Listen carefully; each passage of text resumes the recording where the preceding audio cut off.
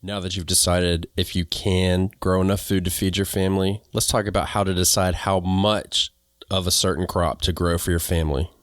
Right here on the Backyard Gardens podcast.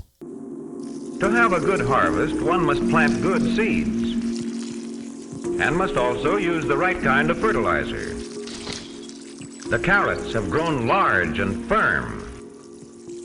How good they will taste. Welcome to the Backyard Gardens podcast, where we talk about all things gardening. We are your hosts, Ben in Batavia, and you can find me gardening in the country. And you'll find me gardening in the city. Get ready as we dig deep into this wonderful world of gardening, where we learn to grow and grow for change. Late and breaking news. Right now, at the time of recording of this podcast, which is honestly a little bit before you've listened to it, my chickens have started laying eggs again. So it's been a dark winter of no eggs, and now all of a sudden we get like 6 a day. So we're looking for 8. So there's a win. Delayed, but we'll take it. And before we go any further, let's make sure that you are signed up for our seed giveaways. Every month on the 15th, we are giving seed giveaways to email subscribers on backyardgardenstv.com and also to our patrons. If you want to get in on that one, patreon.com. Is that right? Patreon.com/backyardgardens. So, yeah. Now, let's decide how much we want to grow, Batavia. Finally, an episode that I actually need. No, I joke. Yeah. Finally, we talk about something that's going to be useful to me. This episode is only for Batavia, so everybody else, you know that we're just coaching her. But no, we're kind of going on with this theme of growing enough for your garden out of your garden to feed your family, basically for a year, hit or miss. So, and this, you can apply this to either that or just in general, I would say, wouldn't you? Yeah, it's a topic that I kind of always want to talk about. Like, it's always kind of floating around in my head. So I'm glad that this series kind of covers off on a lot of those pieces. I think in general, even if you're not saying I'm planning on growing enough food to feed my family for a year, I think like these principles, you can take forward with you in your garden planning period. Yeah. Yeah. That's a mouthful. Can you grow enough to feed your family for a year? We need to find a way to shorten that, but I'm cool. That series will be over by the time I come up with it. Yeah, I mean, you're the one that has to say it, so I think it's fine. Sounds good to me. Hey, look, I got the intro out in one take, so we're good. All right. So I think it's really a no-brainer just to like really get going is, how much do you like certain crop? You know what I mean? I think that's kind of like the obvious one. I challenge you there, though. Like, I don't like.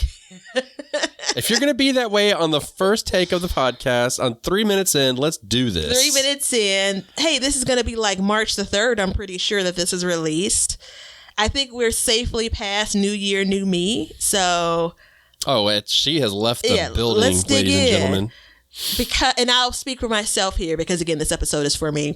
A person that definitely grows things out of curiosity. I don't think there's anything that I know I dislike that I grow because I'm curious about it. But there are levels to like how much you like a thing. And that's, that's where I really want to dig in, right? There are a bunch of things that are in my garden that I like a lot more than some of the other things that are there, right? Oh, for sure. For sure. I mean, I'm trying to think of something that I would not grow. I wouldn't grow artichokes.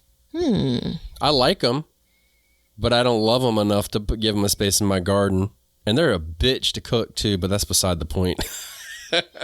So is it, if you like it, but you don't love it as a decision factor, or could you just not like it enough? Well, we can get overly complicated, old Batavia back in the building, and say that it's like, love, dislike, and not like a lot. If we want to, we could do a number of things, but I think it's kind of, I think that's part of the decision making. Like, how much do you like you know, in your classification and love, like you love tomatoes. I do. I would say, is that safe to say? It's absolutely safe to say. It's beyond the like scale.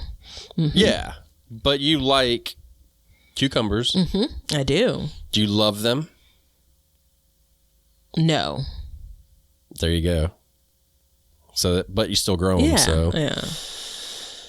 Yeah, I can't think of anything. Actually, there are a few things in my garden that I'm like, I could go without. But because I have the space, I kind of, you know, I grow them. Yeah, red cabbage is one that Damn it, get out of my head. Listen. I don't like it when you do that. Listen, I'm digging around in here with my spade. And you know, I need a bigger shovel. There's a lot of going on over in here. Oh, jeez. Yes, there is. Oh gosh! You know, every now and again, you need a good laugh that you've provided yourself. All right, so cabbage is a great example of I've grown some beautiful red cabbage in particular, and I don't ever really have to have that in my diet.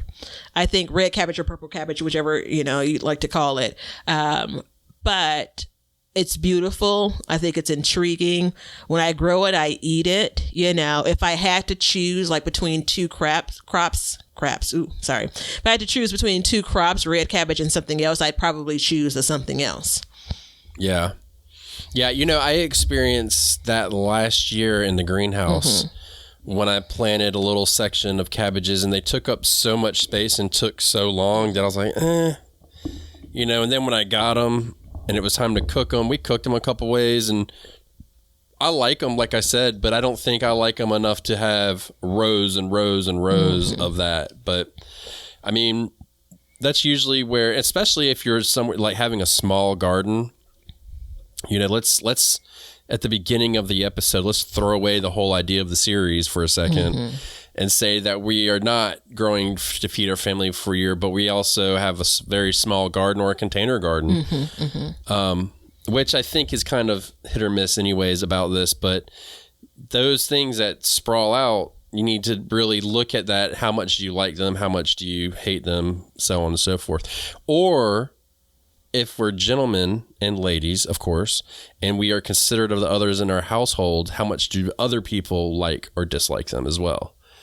So that's kind of part of it when you're taking up all this valuable space. Well said. Do you believe so? Obviously, David has eaten with you and Mrs. Gardner for like his lifetime. But how much of your previous, like growing up and your previous life before marriage, do you believe has influenced what you enjoy today? And same for Kelly. Well,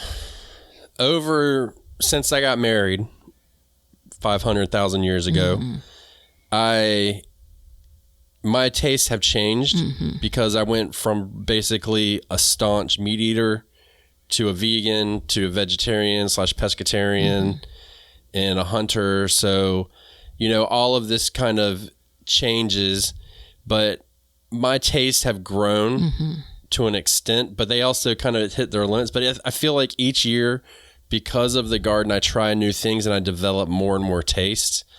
So I feel like I'm constantly each year reevaluating what I either tried or grew last year and then putting them into the like-dislike category.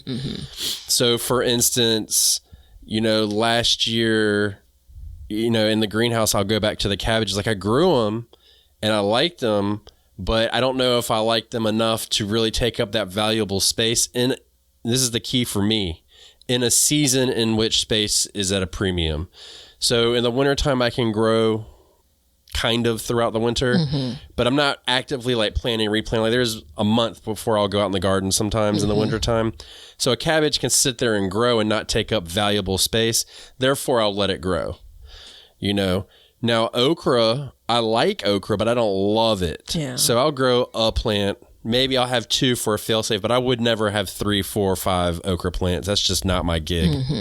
And because since this series is kind of centered and we're building around it on growing enough to feed your family, I'm going to remove the concept of giving away food, because okra is a great example of I try to grow enough to be able to enjoy it because I love it, but also give it away. But if you kind of peel that back and say, all right, enough for you to enjoy, because I really, really like it. Oh, no, love it. I still would grow more than just a plant. You know what I'm saying? Which again is that there's levels to it. But I'm also, and we'll probably circle back around to this, I'm also thinking about why I love it, ways that I eat it. Right. You know, and so the space that okra as an example takes is secondary to me.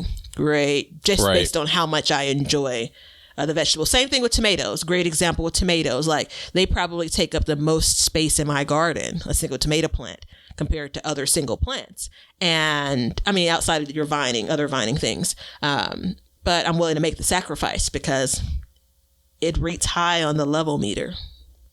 Yeah, and I don't want to go down the road of giving away stuff, but I do want to say this because it kind of feeds into a couple things. So first of all, the Backyard Gardens documentary that we were working on, the pandemic, basically the whole concept of it fell apart. Mm-hmm. So we're actively working to try and like piece it together because we have a lot of really good interviews. But within those interviews, there's a guy who grows about 25 okra plants a year for the sole fact to give it all away. Everything.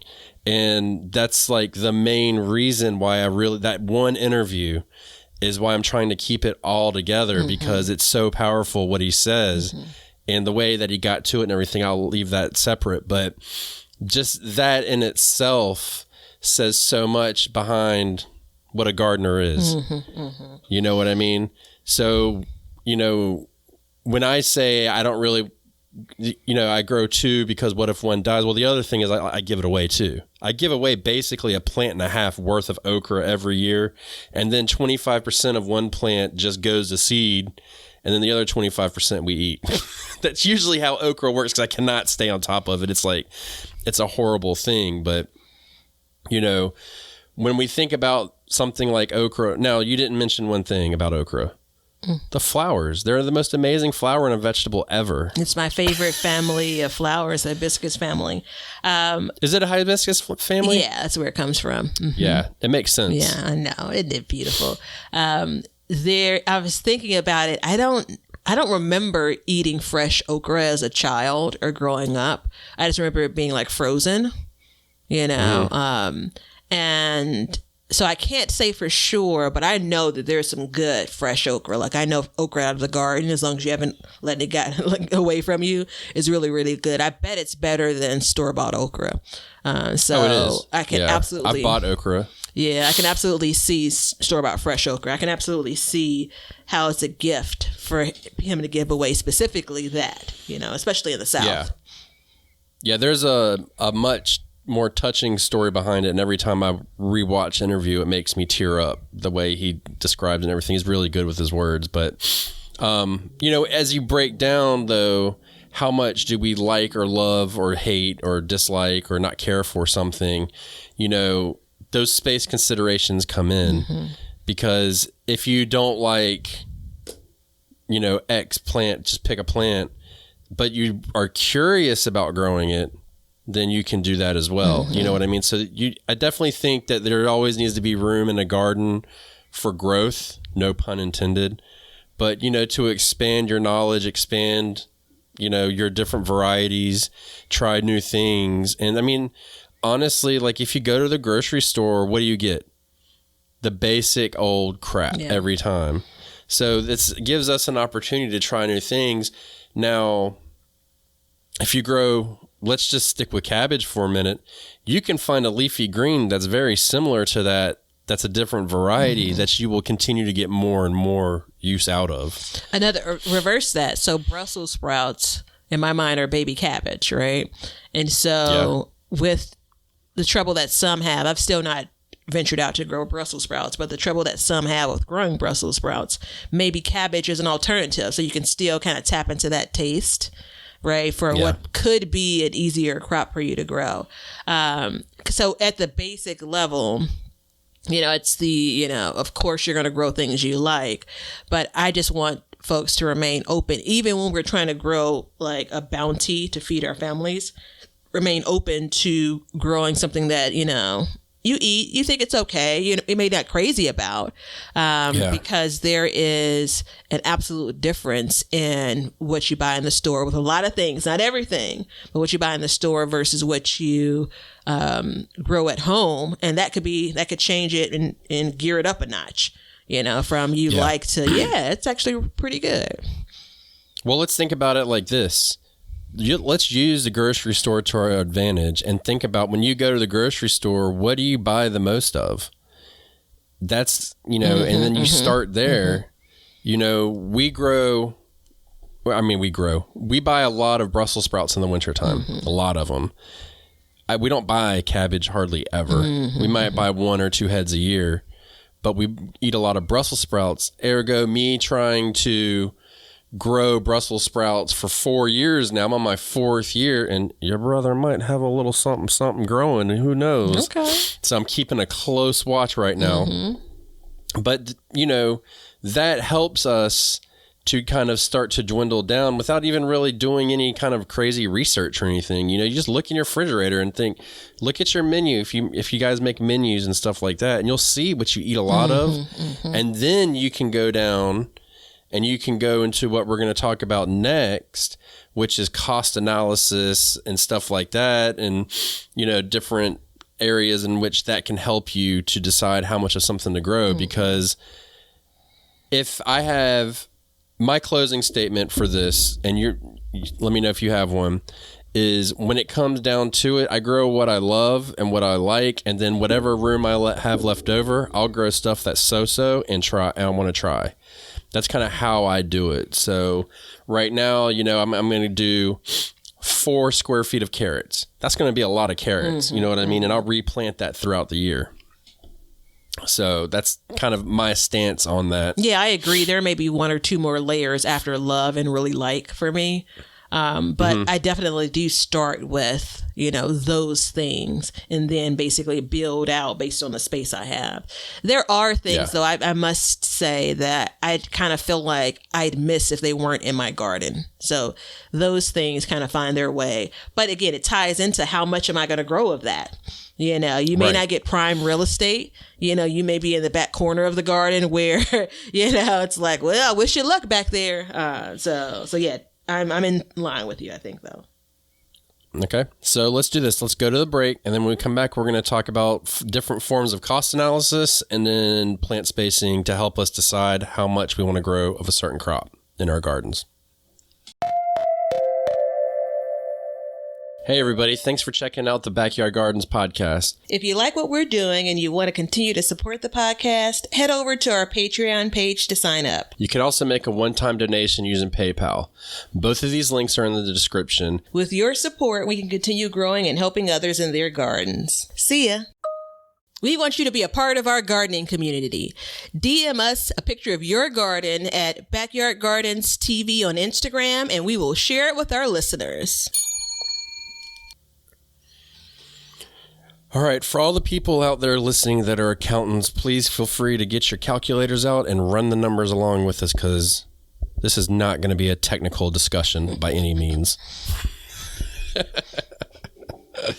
So when we would say cost analysis, Batavia, what do you think of that? Other than it's a terrible term. Yeah. I immediately think about, well, I actually do go a step further down. I immediately think about how much the sticker price is at the store. Anytime something's sold by the pound, I'm kind of like, oh, I'm going to get screwed. And then how much of it I could grow. Like if I could grow a single plant of something I'm looking at in the store, I'm kind of like, come on. Now, the only caveat is it doesn't necessarily stop me from buying it during the off season, but it does encourage me to say I'm going to grow more of it during the season. And it's already... Dan, Batavia is a good friend of mine, as everybody knows. I hope you do, and if you don't, now you do. But she's a mega dork. So I just received a multiple of text messages, which are still coming in from Miss Batavia, and they are prices of vegetables in the store, and it's appalling what people are selling them for, honestly. I mean, you just sent me red kale is that a per pound organic red kale for $2.29 per pound? No, that's for the bunch of like 3 stalks of kale. That's per. Okay, so for 3 stalks of kale. So if you think about that, let's talk about that Leaves. for a second. Let me be clear. Leaves. Yeah, leaves. So, and first of all, it's the curly kale, and I'm all set on that crap. But let's just not worry about that anymore because Miss Batavia is tired of hearing about it. I go out in my garden. I have 4 kale plants. Each day I come in with $6, or every 2 days I come in with $6 of kale every single 2 days. So you can kind of, that's a really good one right off the bat. And you sent me chard, and it's $2.49 for, it looks like it's 4 of that. Now in my greenhouse, it's a 6x8 foot greenhouse, and then each bed is 2x8 going down the middle, and then there's one that's 3x2. And on one of the sides, I have 4 square feet of chard, and I'm walking out every week with $5 worth of chard. So you can go ahead and say right now that it's kind of a no-brainer, right?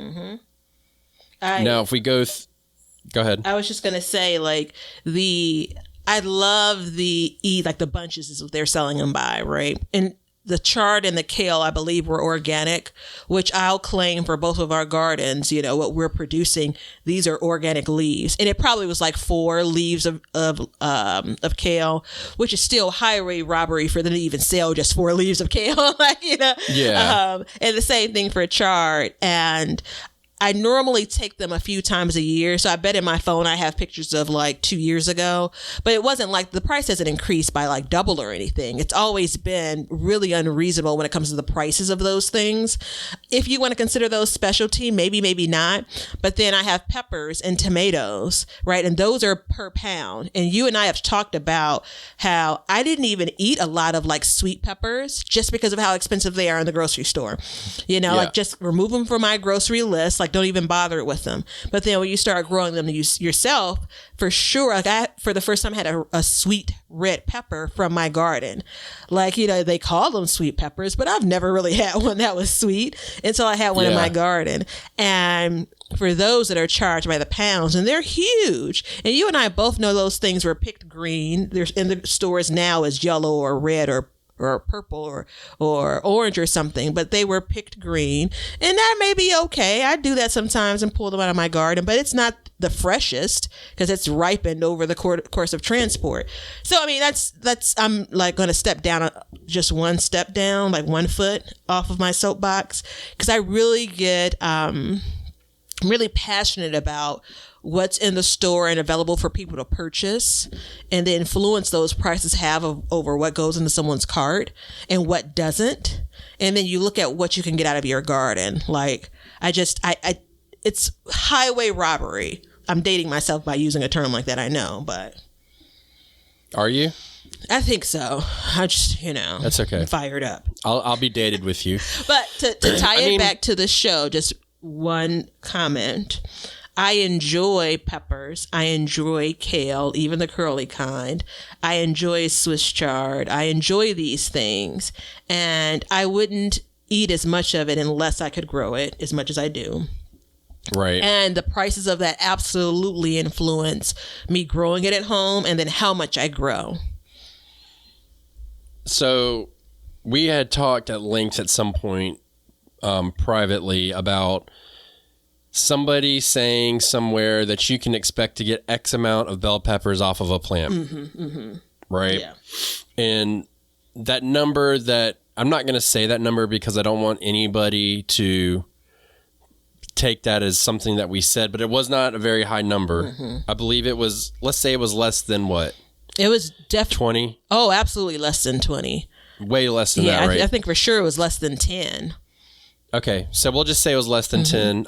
Now, neither, I want to be very clear about this, Batavia or I agree with that, giving that number out, or that that's an actual fact. But let's just say, for instance, like I've grown bell peppers most of my gardening career, whatever, gardening life.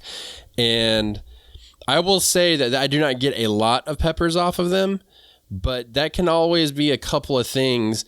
But what I did do is I switched from bell peppers to a different type of sweet pepper and got 5 times the amount I usually get out of it. So just by doing that switch and thinking outside the box, I raised my yield on what I would get. And this is like, usually when you look at a recipe, it's like use 1 bell pepper. It doesn't say use a cup. It says 1 bell pepper. So whenever I do something, I'll say, I'll use 2 of these other peppers. They're slightly smaller. I grew lipstick peppers to be exact. And when you look at like Batavia, one of the things she sent me is 3 peppers, and they were about $1.25 a pepper. So if you do that and you think about like, I came back and I was getting 5-6 peppers off a week, do the math. Yeah. You know what I mean? And then we haven't even scratched the surface of once you do that, then start preserving stuff as well. So then that goes up. It doesn't matter if you're dehydrating, freezing, drying, or canning. And if I missed anything, and when I say freezing, I mean using it in an actual recipe and then freezing the whole recipe. Because I'm going to go ahead and tell you now, 2 nights ago, we had that tomato pie that we made over the summer, and that shit was good. So, and it had fresh basil and all of our tomatoes in it from the summer. So, just doing that in itself, like, first of all, you can't buy it at the store. It basically tastes like pizza. You can go back to one episode last fall where I gave it out. Don't remember what it was. But let's just say it was like you bought a frozen pizza. Let's just call it what it is. I mean, you're talking $6-7. And by making that pie crust, my wife made the pie crust from scratch. It took about 30 cents worth of flour. And then we had all of our tomatoes and the cheese. I mean, you're saving money right there and you're putting it back. So but there's all of these ways that can kind of help with this cost analysis. And if you take what you've preserved, you've spread that savings over, the course beyond the season, right? So you're able to enjoy those tomatoes fresh. Right. You're also able to enjoy those tomatoes during the off season as well, which I think is crucial. I had tomatoes in there, I think, and I'll find it. We're talking like for an heirloom tomato now, $5.99 or something a pound, depending on where you go. You can get tomatoes cheaper than that, but not much cheaper. Even cherry tomatoes, which is probably the cheapest to buy in Chicago at any store, you're paying like $4 for like a 16-ounce carton of tomatoes. You know what I'm saying?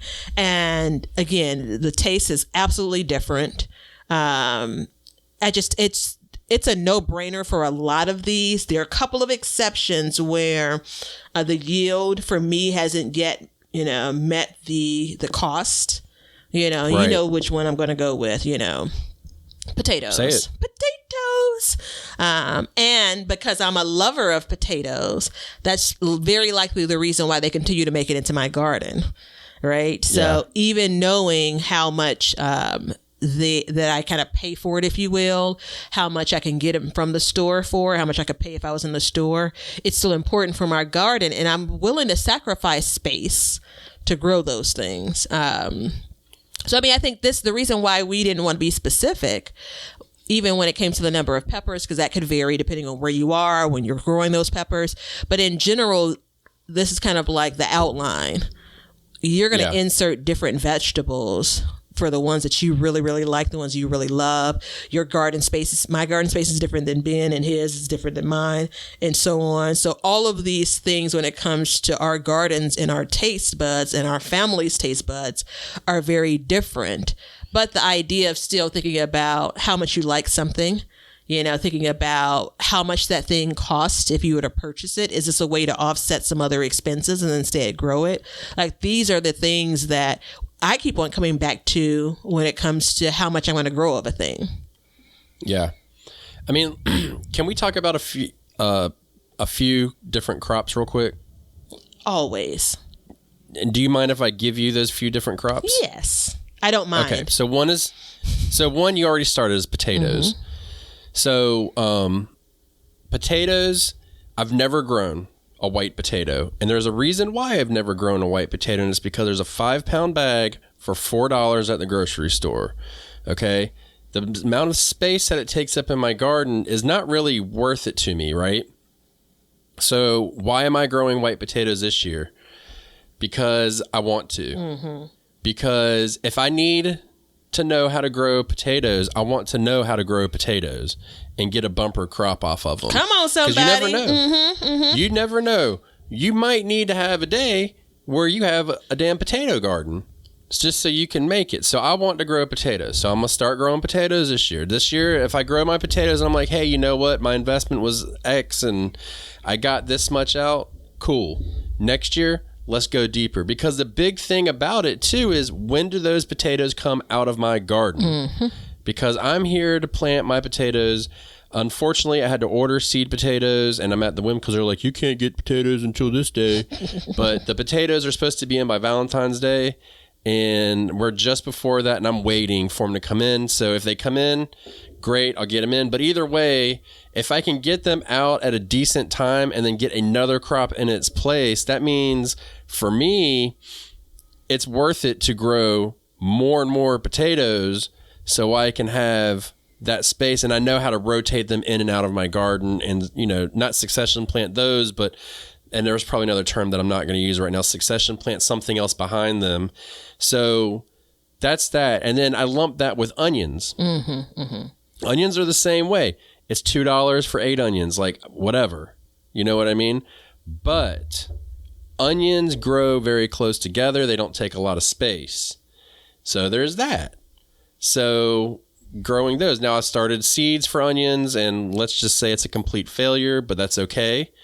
You know, if I don't try now and I wait until I really want to, then I'm screwed. So this year I'm like, okay, I did something wrong. We'll start over. So there's that. Let's talk about cabbages. So cabbages, I like cabbage, and Batave and I were talking about this earlier. How much do you want to fart in a week? You know what I mean? Like, let's be straight up. And for the record, he's not the crude one. That was absolutely my comment. Like, yeah. I have a 7-year-old son, so we joke about it all the time. But what we do with our cabbage to make this cost analysis work out is we take our cabbage, we shred it, we cook it in egg rolls, and then we freeze the egg rolls so we have them. Then we make sauerkraut, and then we can our sauerkraut. So now our $2 cabbage that you would get at the store, I don't even know how much it was. You didn't send me a picture. It's probably $3 or $4 for a head of cabbage. You probably have one in your phone. I mean, come on. But once we can it and make a can of sauerkraut, $4 a can, and we can get 2 to 3 cans out of one head of cabbage. So now, do I like sauerkraut?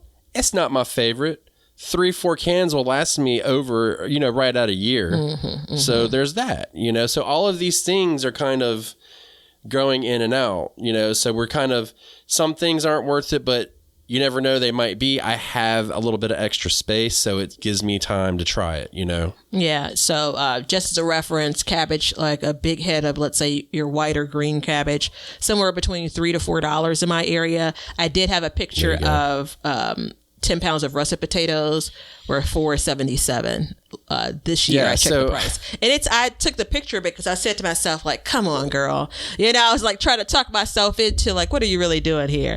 As I bought the bag of 10 pounds of potatoes to get me through to summer.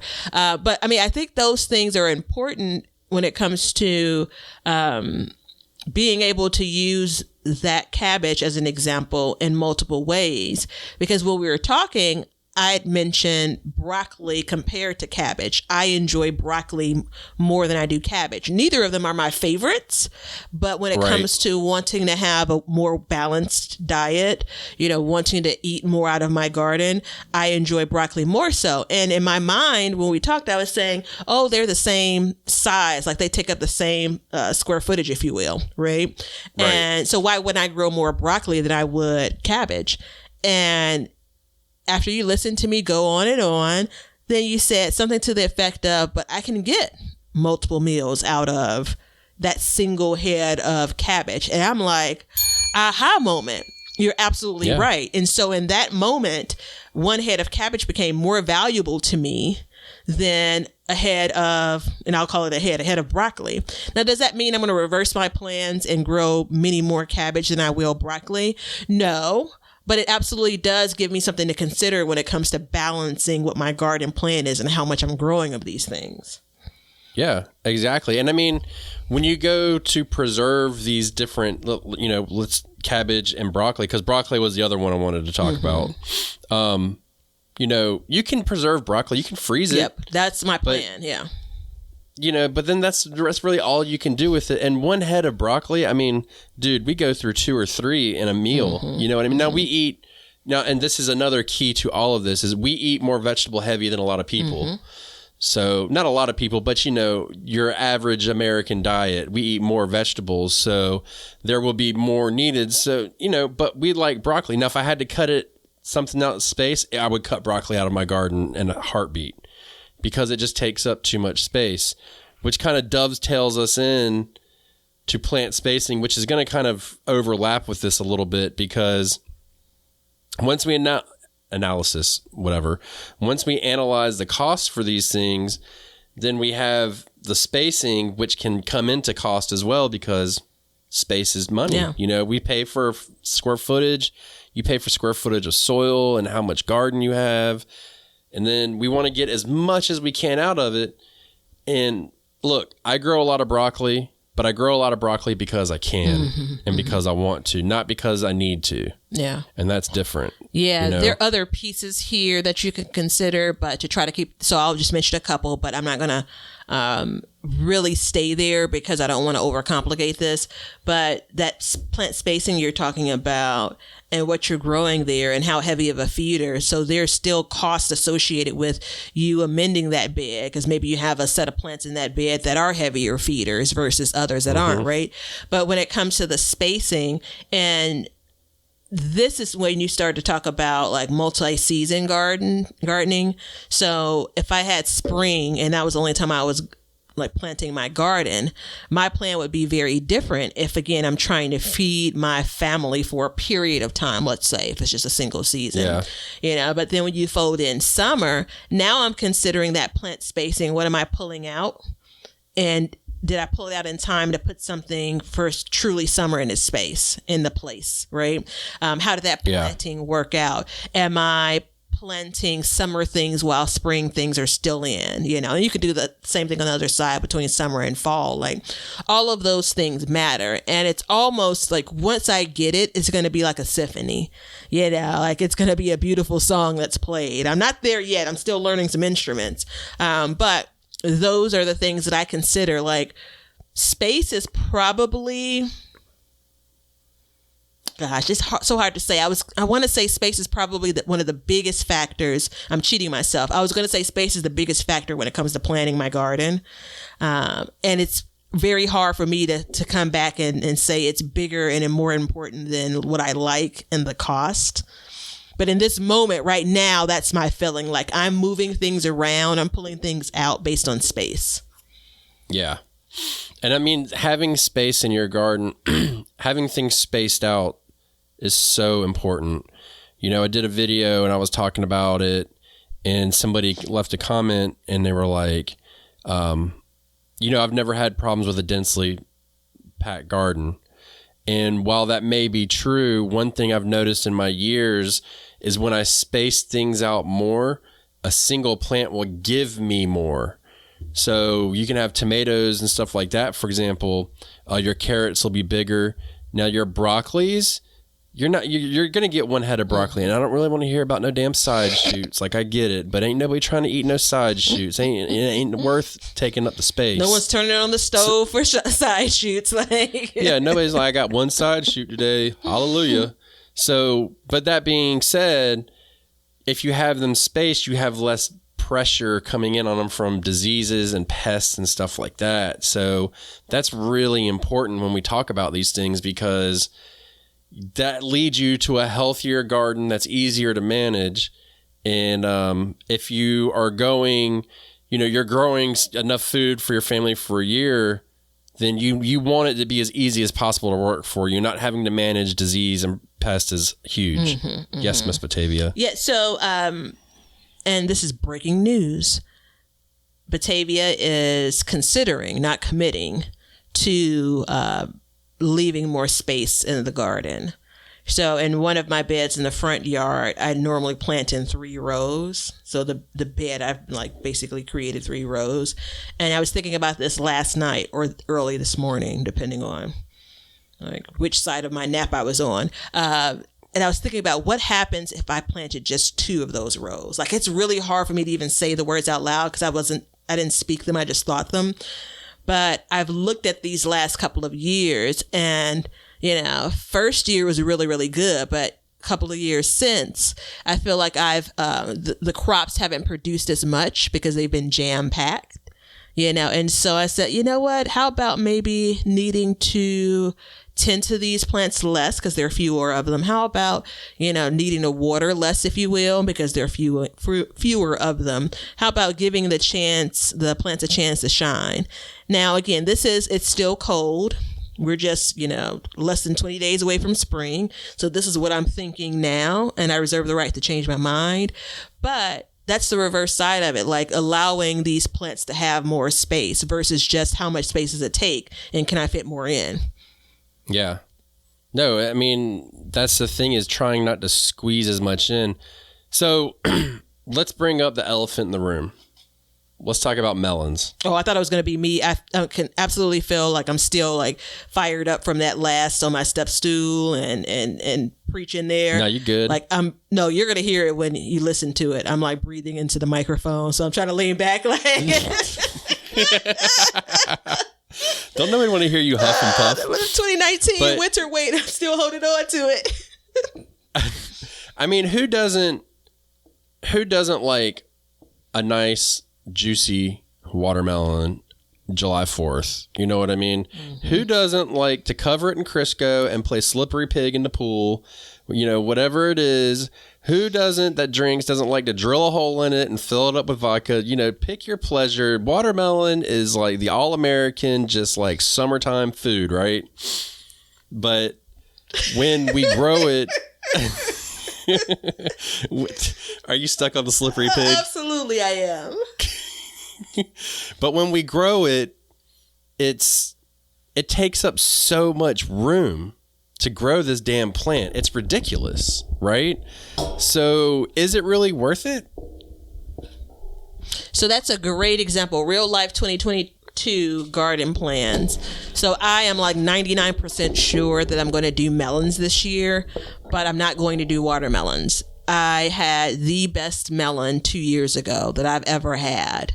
And I tried to grow it again last year and it just didn't produce. So I'm going to try it this year, but I'm 99% sure that I'm only going to grow the single melon. I know. This is a lot of promises.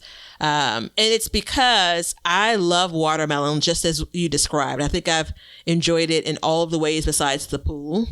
But what I know for certain is I can go to Aldi's and get a watermelon for like $4.99 and it's going to be good. Right? Like I've yet to have a delicious watermelon from my garden. So I'm going to instead focus on the thing that I can't buy at any grocery store near me. And it's this special melon. And I'm going to put all of my melon growing energy into that. Right? So I've just decided how much I'm going to grow. I'm just decided what I'm going to grow and what I'm not going to grow based on what I like, right? Based on the space requirements and based on price. So...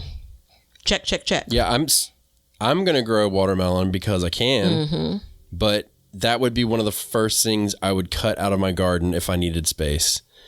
It's been very hit or miss with me over the years. I've grown 50-pound watermelons and I've grown 2-pound watermelons, and they definitely taste better than from the store once you learn how to grow them. There's a big learning curve with harvesting a melon. This year, I'm going to grow the personal size watermelons. I don't care about a 50-pound watermelon. It's a great Instagram picture. You can scroll down on my Instagram and see the one where my wife is holding this huge watermelon over my son's face. That's fine and dandy. It's great, but it takes forever to eat a watermelon that size. So those small watermelons are key.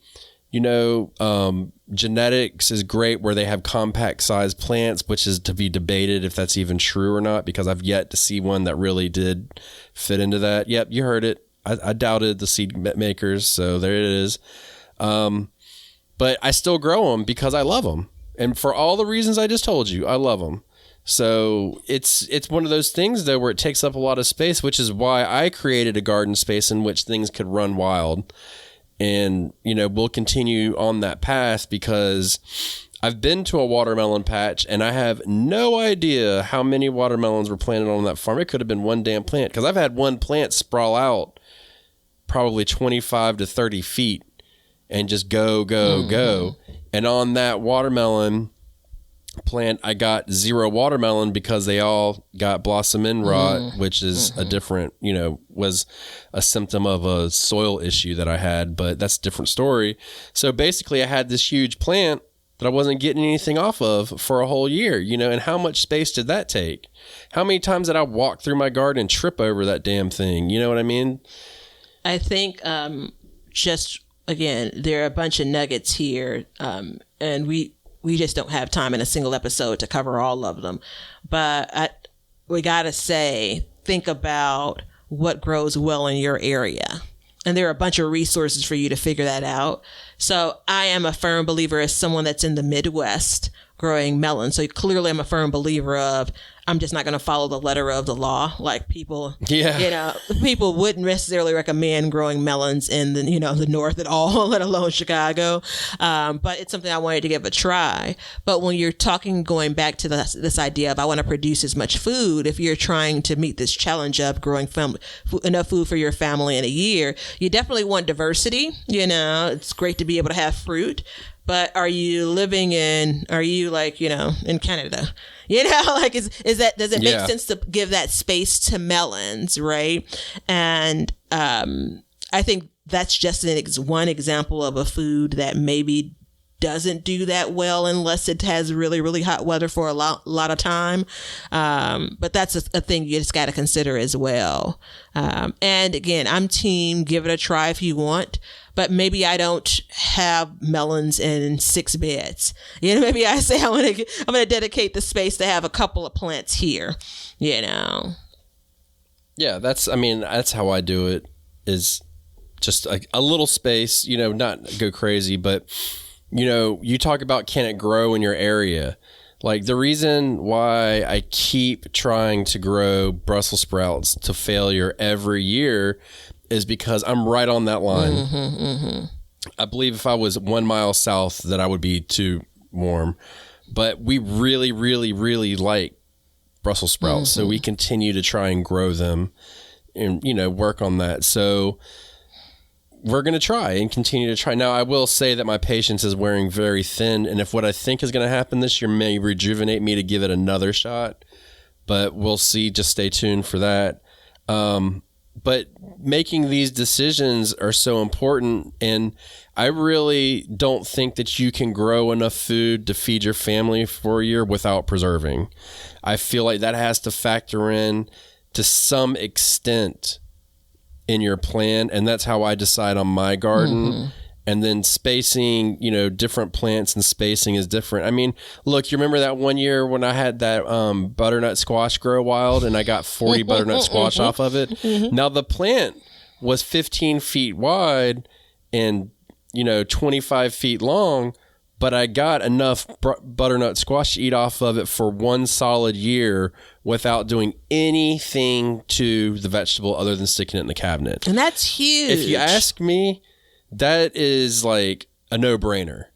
You know what I mean? Like that made that plant earn a right in my garden for life. Like, I've never had one grow like that before. Let's be straight about that. But trying to get that to happen again, I feel like it's worth it. That's huge because that actually takes me back to the cabbage, which in my garden, I've been able to keep cabbage in the ground, if you will, a lot longer. Like, how sometimes I like to use the garden as my refrigerator, or my storage area. That's an example of something that keeps well for me in my garden, right? So I can balance. I don't need to pull it out right away and do something with it. I think, if you go to the other side of it and say something that can store easily once you've harvested it, like butternut squash in your case, I've only planted it that single year, and I think I planted it pretty late. See, my issue was mine didn't really ripen. Mine didn't get to the point of maturity. So can I grow it in my area? I'm pretty sure I could, but that additional consideration has to be given, right? And it's a big plant. So how much space do I want to give to something that may get to the end of the season and just be kind of raw butternut squash in the worst way, So that's one of those things. But again, if I don't try it, I don't know. Right. So, I mean, it's all about, and one way to tell is look at the back of the seed packs. Mm-hmm. A lot of them will have that little map on there and stuff. And, if you look at it, it says 100 days to harvest, and then you look and it says you can plant it in June. Well, you know what? You might want to stay away from it. Yeah. So, there's that. That's actually a really important tip because that's exactly what I did. And that's on the stretch. That was too late. It was like June 20th. And by the time winter came... by the time winter came, by the time fall came and we were getting our first frost, it was just, they didn't have enough time. So, yeah, it's all about timing. And I think, pushing the limits of timing a little bit and trying to figure it out. This year I'm looking to get my broccoli, which, we've already talked about at nauseum. I'm looking to get that out a month earlier this year. Because I've kind of, I've mapped out how everything goes. I've seen it grow in my garden all winter and how it's made it and how different things have survived. Whatever's sat out in my garden all winter, I never expect any of it to survive. Mm-hmm. So if it, I can see hey, it got down to 17 degrees and this and this is still alive, then I know that at this point in the winter, we can get cold and we still may hit that. But I know that plant has a much better chance of surviving that cold than anything else. And then if I put a cover over it, then I know that I'm going to be a little bit better off. So there's all of these things to kind of factor into that. Right? Right. I was trying to get trying to get my recipe of the day together. I was trying to say, I had one more thing to say, but I can't remember what it was now. So we're going to have to just move on from that. And I think we'll just go directly to the recipe of the day. Ben, what question do we get asked the most? I would have to say it's probably more something like, what are the products we use in our gardens the most? Ding, ding, ding, ding. That's the correct answer. Hey, there's an Amazon link below. When you get over to the Amazon store, know that you're going to be supporting the podcast, but all of the products both Batavia and I have used in our gardens. We want to see you all over on YouTube, so check us out at Backyard Gardens TV to watch our podcasts and other gardening videos.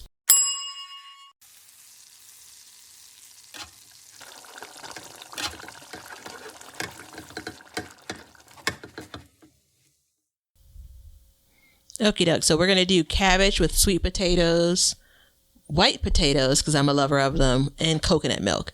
All right. So we're going to take a large saute pan, get a little bit of olive oil or your oil of choice, and you want to turn it on to medium heat. You're going to add the following seasonings and veggies: red pepper flakes, because we want it a little bit spicy, and onions. And we're going to let that soften for about 5 minutes. We just want the onions to be a bit translucent. We want the aroma. You're going to go ahead and add your garlic in. And so for garlic, I'm going to do 4 cloves of garlic. You can amp up or amp down depending on how you like it. We're going to add some ground cumin in, a sprinkle or 2, I'd say. Maybe if you need to be specific, a half a tablespoon. We're going to do some curry powder, because that's kind of the flavors we're going for here. And so for the curry powder, we're going to do a small dash of it, so about a teaspoon of it. You're going to go ahead and cook that, and you're going to let that cook for another minute or so. Then we're going to get to the point of creating our broth. So we're going to use some vegetable broth here. For the vegetable broth, let's go with, I don't know, maybe a cup or so. You can add any broth that you want, but if we're keeping this vegetarian, that's where we're at.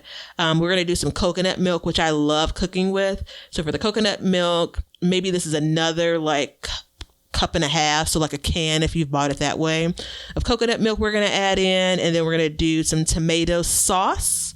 Yeah, go ahead, get the tomato sauce you can. Tomato paste, which I still have to put on my list of maybe making and freezing. I'm not sure. But for tomato sauce, we're going to do maybe, I don't know, maybe a 16-ounce jar or so of tomato sauce, and then just about a tablespoon of tomato paste. We're going to let that get to simmering and get to the goodness of all things. So now we have our liquid, we have our broth together. Bring that up to a boil, and this is where we're going to add our potatoes. Let's add the sweet potatoes first. I dice these up. It's going to take them a little bit longer to get soft than your white potatoes. So you can put in about 2 medium-sized sweet potatoes, not your date night sweet potatoes. And then I do, just for a different texture, different taste, 1 large white potato. Get that buddy diced up. Let it go ahead and kind of simmer until it gets soft at this point.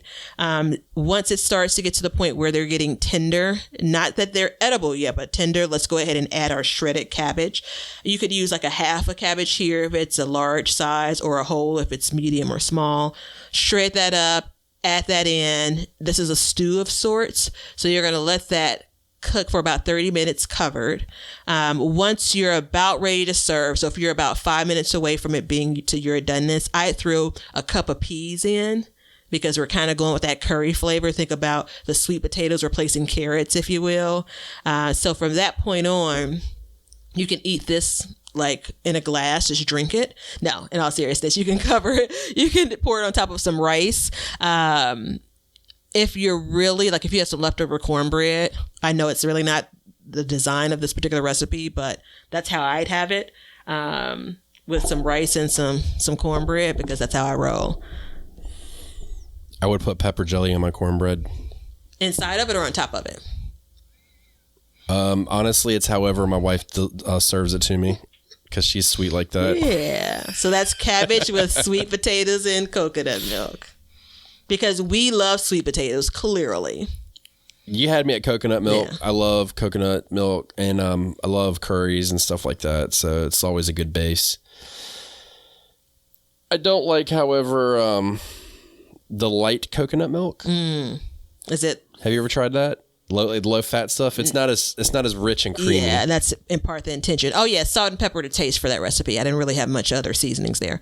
I have only bought it on accident if I bought it. I thought of something while you were giving the recipe that we missed out. That's really big for me on cost analysis. It's when you cook like that, I like heat, like spiciness, but I don't like flavors of hot sauces. And so like buying peppers and grinding them up and making like pepper dust to sprinkle on just to add heat, you can't buy that at a store. Yeah. So what's the cost analysis for that? For me, I mean, it's you can't put a price on that because it's clutch. So it's just kind of stuff like that, Yeah, how recipes become like there's no recipe on the internet that you're going to find that you're using because you've added those special touches. Right. Yeah. Or once you put on the hot sauce they recommend, like it tastes like the hot sauce. Yeah. You know what I mean? Like, yeah, come on, man, your hot sauce ain't that good. The flakes could be a bit more subtle, if you will. Yeah. Yeah. So I did make a soup one time with hot pepper flakes, and it literally tastes like heartburn. It burned so bad when I ate it. It was awful. So just in case you're ever curious about putting hot pepper flakes on like a soup from like the minute you start cooking it, it's terrible.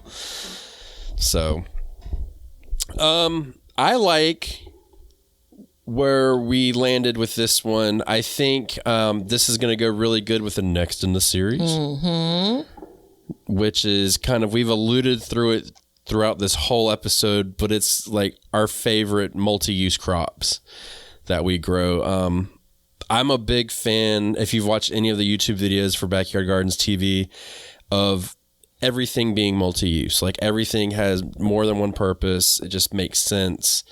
And that goes with food. I like multi-purpose food. Yeah, it's my desire. I mean, I've never put a number to it, but if I needed to, like, I need to be able to make a dish at least 2 different ways, with something I'm growing in my garden.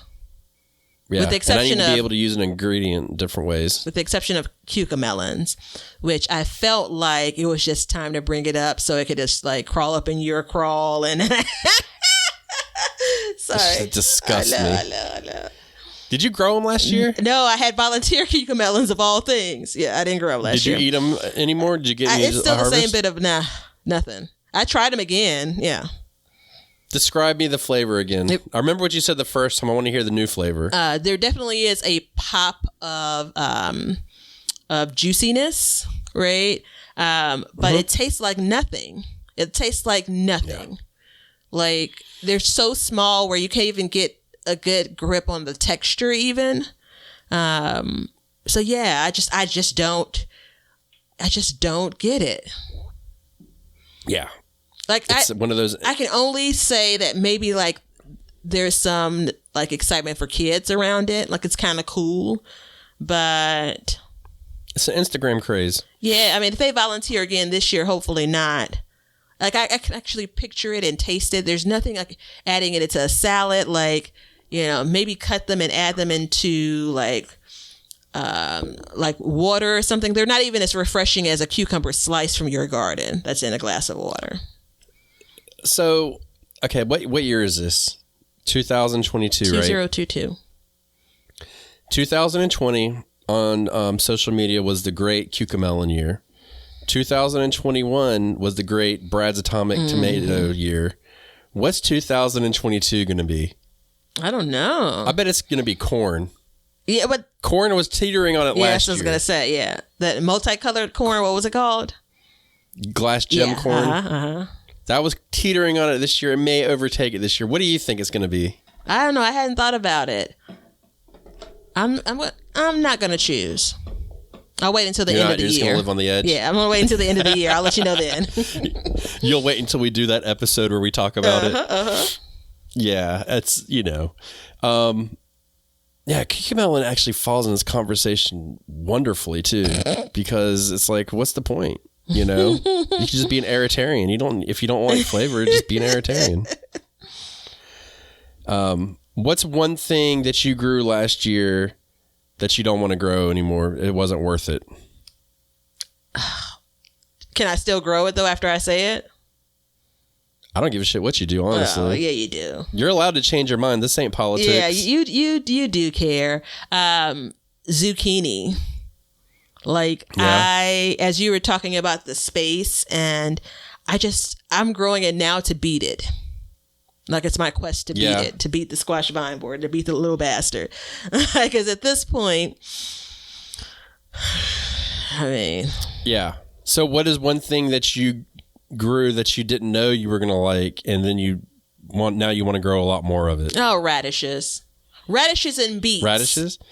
I'm going to go with 2. Are you on the radish train with me? Well, the reason why I subbed in beets, because I think I enjoyed beets more so than radishes, but you pulled into my station and I got on the train with you with radishes. Yes, I did. Choo choo. For me, the second question of what I'm going to grow more of, it's not that I like it, but there's benefit to it, and it is beets. Mm-hmm. Even though I hate the way they taste, but there is health benefits for us when if we put them in like smoothies and stuff. Mm-hmm. Beets are known to add oxygen into your blood, and when I used to do triathlon and stuff, I would drink beet juice before I would race, and I would feel the difference. Like I've never had anything where I felt the difference in my body. So I think it might help with our surfing because it is a very taxing sport. And then one thing that I grew that I don't know if I would grow as much of, I'm going to be honest, it's probably broccoli is getting there. I think it's losing its spot in my garden slowly but surely. It's such a heavy feeder and it takes up so much space. It just depends. It may be like a fall only crop for me. Yeah. Instead of, But remember, my perspective is there's not a bunch. What is my perspective? Oh, yeah, you're right. No, go ahead. Well, maybe you can consider this and change your mind. Well, I'm only going to grow as much broccoli as I can actually get out into the garden. Like, that's going to balance how many if I need to buy transplants versus if I'm, successful in the seeds that I'm growing. For broccoli and any of these things for the spring in particular, there are only so many spring crops that I'm going to put into my garden anyway. And so while I don't intend on using all of my garden beds, all 1,048 of them, I I do plan on using quite a bit of space. And so I'm thinking that this may be a good trial run of planting some things and giving some things some space to grow. So I'm not like, I had broccoli bolt last year. I'm not convinced that it's going to be like this huge harvest, but I do want to give it a whirl. Yeah. And before you get in, and I know I'm going to hear it, and this is not, Batavia does not share this point of view with me necessarily. She can say if she does or doesn't. Before you get into square foot gardening with these certain crops, make sure that you look into it a little bit and really read up on how much they spread, because some of them are advertised as they go in 1 square foot where it's just plainly not true. Now, I won't say it'll take 2 feet. It might take 16 inches or something, but there is a difference. So just kind of think about that a little bit. One of the main reasons for me, and I think about broccoli specifically because it's heavily advertised as a 1 square foot plant in that plan. And man, it's unsightly as hell when you put it that close. It's just kind of gross, you know what I mean? And things get weird. So I think, 1.5 feet maybe, I think it'll be good because again, but 1.5 square feet for 1 head of broccoli. Yeah. Come on, everybody. Look. I'm going to leave it at that. Y'all check out the links below. Keep it real. Thank you so much. Be safe. We love you guys. A special thank you goes out to all of our patrons.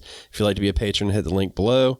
And until then, see ya. We hope you enjoyed today's show. Please follow us on YouTube at Backyard Gardens TV. Instagram at Backyard Gardens TV. Over on our website, backyardgardenstv.com. And then we have Patreon at Backyard Gardens. And don't forget to check out our links below to help the show. Thank you so much for joining us as we learn to grow and grow for change. Cut. Now you know why people feel like celebrating at harvest time. All over the world, people have feasting and good times when the crops have been gathered in. Hey, everybody. Thanks for checking out the Backyard Gardens podcast. If you like what we're doing and you want to continue to support the podcast, head over to our Patreon page to sign up. You can also make a one-time donation using PayPal. Both of these links are in the description. With your support, we can continue growing and helping others in their gardens. See ya. If you guys want some Backyard Gardens gear, go to the link below and check out our t-shirts, mugs, pint glasses, and other gear. All purchases go towards helping to support the show, so thank you so much in advance, and we hope you enjoy. We want everybody to have a garden, and we're going to give you a chance to win free seeds every month. Head over to backyardgardenstv.com and enter your email address to be entered in all of our giveaways. Good luck. We want you to be a part of our gardening community. DM us a picture of your garden at Backyard Gardens TV on Instagram, and we will share it with our listeners.